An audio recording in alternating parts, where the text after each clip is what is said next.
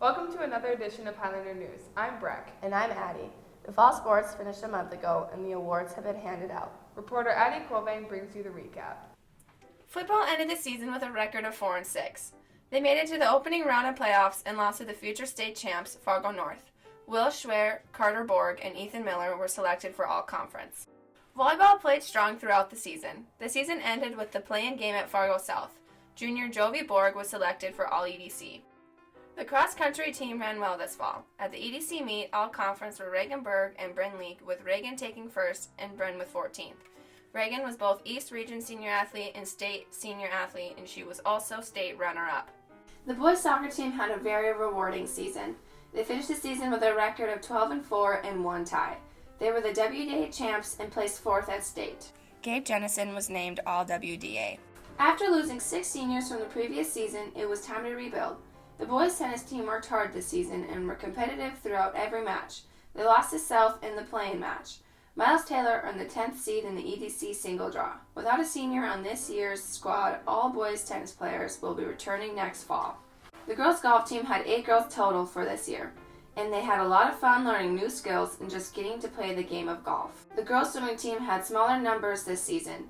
The majority of the team qualified for WDA. About 20 girls competed and 3 girls qualified for state.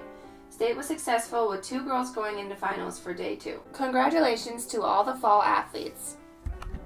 Have you ever wondered what VCHS was like 50 years ago? Reporter Kiana Puckett goes back in time to check out the 70s. I hit the yearbooks to find out what the 70s looked like at Valley City High School. In 1971, students still had to take a keyboarding class, but instead of on computers where you can easily fix your mistakes, they did it on typewriters. In 1972, driver's ed was a class you could take during the school year instead of in the summer, and instead of using a vehicle, it was a machine. While running laps and playing dodgeball, Phi Ed also included a time for gymnastics. During the 72-73 school year, the choir students had the opportunity to go on a Canadian choral tour. 1973 was a new year with new additions to the high school. The cafeteria in junior high was added on, and the students of VCHS couldn't have been more excited. Instead of a broadcasting show called Highlander News, students had a school newspaper called the Highlander Herald. In 1975, the senior band went on a tour to Buffalo, Minnesota to play some tunes for their high school. This was a return favorite of Buffalo, Minnesota's band when they came to Valley City and put on a concert for us. In the 70s, there was a variety of clubs you could join, ranging from learning a new language to putting on some skis. Valley City High School had it all. There was a French and Spanish club, a chess club, and even a ski club. Nowadays, you would normally see teachers sitting in a staff lounge, but back in the 70s, VCHS had a student lounge for their students to come and relax. This particular lounge was located in the old computer lab across from Mrs. Kaloran's room. Snow Week was a big deal for the students. Different activities happened throughout the week, like class snow sculpting and bike races down the hallway, and even slug bug races down the street where you would push a slug bug to the end of the road and whoever got there first won. For Highlander News, this is Kiana Puckett. On December 7th, there was an art show. Reporter Kaylee Burke brings you the event. So the art show, we had it on December 7th, and it is for students kindergarten through 12th grade. We decided to change it up from the last few years, and instead of just having 7th through 12th grade, having it all. So it's nice to kind of have multiple family members for the younger kids to get to see the older kids work and vice versa. We have it down in the Hack with our beautiful new display panels that we've gotten in the last few years. Some of the work that you will see, we have 2D work, which would be paintings, drawings, oil pastel, kind of more of those 2D materials. And then we have 3D, so ceramics, sometimes fiber art, polymer clay, paper mache would be some of those items. Also have our next art show on April 26th from 5 to 7.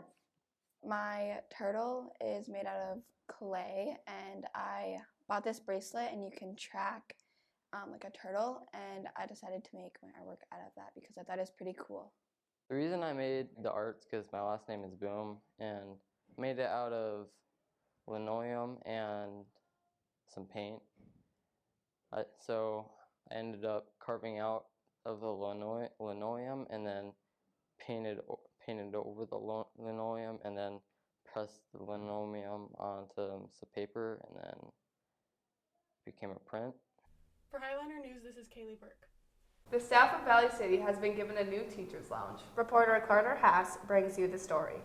Within an old room at VCHS where printing machines and paper resided, a secret crawlspace laid hidden beneath a window.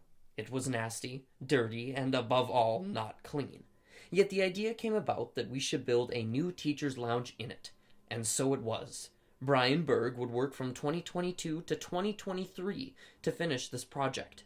Now, where lockers once stood, lives a door to the future for our staff. I love it. It is very relaxing. It's very open and big, so like a lot of us can be in there, but we don't feel overwhelmed with being crowded. And it's just a nice place to go and relax. We have a nice kitchen in there. We have seating, so there's some couches, some chairs, a lot more table space to eat, an island. So when we have like potlucks or just more gathering, there's just a lot more room and space for everybody to be in there. The new Teacher's Lounge is really nice. They put our copy machine in there and then included some couches, a TV, a huge island that has stools all around it so we can be there for lunch, and then also tables and chairs, and then a whole kitchen area with a full-size fridge, a sink, a dishwasher, and then lots of cupboards for everything. Also 2 bathrooms and 1 pop machine. I think it's the same pop machine that used to be by the South office. Reporting for Highliner News, this is Carter Haas. One local teacher has a passion for pickleball. Reporter Breck Sefcool brings you the story. Pickleball is the fastest growing sport in America right now, and it's mostly because everyone that's usually people that are retirement age, it's a great sport for them because it's not, you don't have to do quite as much running as tennis. And you play with partners. You can play singles, but most people that, especially my age and older, play with a partner. Always, it's a double situation. It's a great sport that you can stay active. You can socialize. It's good exercise, and you can play at a bunch of different levels. So you kind of get rated in pickleball, whether you're a 2.0 all the way up to a 5.0 as an expert. I play with people from our community, and they're all ages. Some are older than me, some are younger than me. I would say probably most of them are younger than me. And it's just people that I've gotten to know that are interested in pickleball as well. So I like to play with people that are about at my level or better than me so that I get better. So I kind of have a group that I invite, and I try to get 8 people every Wednesday night, and we play here in the South Gym. My favorite part about pickleball, like of the actual game, like when we're playing it, is getting up to the kitchen line. That's a strategy that when you can make the court that much smaller by rushing to the pickle line, you definitely have an advantage over the team that doesn't get up to that kitchen line. So that's probably my favorite part, is to return a serve deep and then rush to the kitchen line and then slam it down. Reporting for Highlander News, this is Breck Sefcool. Having to miss a sports season doesn't just affect you physically, but also mentally. Reporter Kinley Sefcool sits down with 4 local athletes to discuss their journey getting back to the activities they love. I tore my ACL playing basketball on March 13th.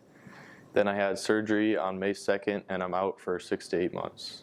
I tore both my lateral meniscuses in my knees, and I was out for most of volleyball and then like the end of basketball. I tore my ACL and I was out for 9 months. I tore all my ligaments in my ankle except for 2, and I was out for my whole junior volleyball season. My injury affected me because it caused me to miss my junior season of baseball and wrestling. It's affected my goals since I was not able to play football or basketball this summer. It's been really hard to fully be positive. I've had to not put myself first, but my team first, and just focus on them and then focus on me second. And it affected me pretty mentally because I wasn't able to play with my friends, and I wasn't able to just do the things that I love. What goes into recovery is going to Fargo and doing rehab at Sanford Power twice a week. I go to Fargo twice a week for therapy, and I'm constantly just working out and trying to improve myself. I would go to PT at Pro Rehab in Fargo for about 3 times a week, and I did this for 3 to 4 months. And then on the days I didn't go to PT, I would have exercises assigned at home for mobilization. For recovery, I go to PT once a week, and I've been doing that for 5 to 6 weeks. And I do exercises at home that he assigns me. What I missed the most was just being with my teammates every day and being able to play. what I missed the most was playing sports with my friends and just being on the field. I'm most excited to get back into basketball from not playing last year and just playing on the court and playing with my teammates and having a good year. To get back out and playing and just be able to do stuff with my friends. Reporting for Highlander News, this is Kinley Suffolk. Every month, Valley City Junior High staff nominates 7th and 8th grade students for Student of the Month. Criteria for being selected is showing respect for staff and peers, being a hardworking student, being honest and trustworthy, attending school, and being involved in school activities. The November Students of the Month for Valley City Junior High School are 7th graders Jugo Matson, Paige Tolp, and 8th graders Cole Bollinger and Sienna Walker. Congratulations. Thank you for joining us for this edition of Highlander News. I'm Addie. And I'm Breck.